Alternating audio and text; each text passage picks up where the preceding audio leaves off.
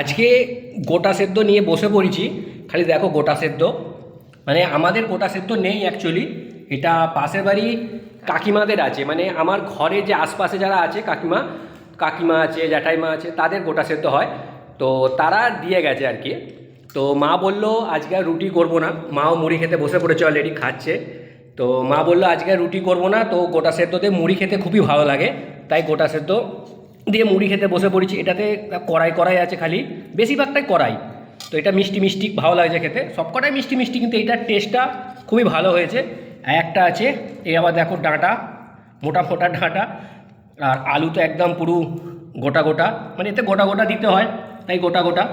আর এটাও এর কালারটা আবার একটু হলদে হলদে কালার হয়েছে এটার কালারটা।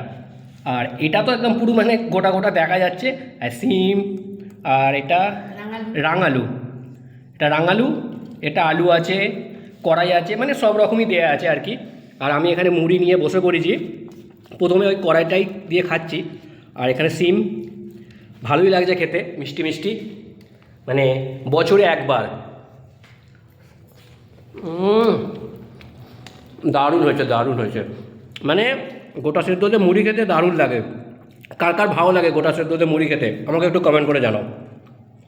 মা কেমন লাগছে?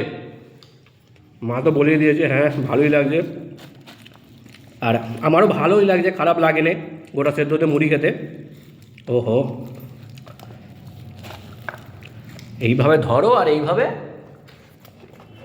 গায়ে, দারুণ দারুণ দারুণ।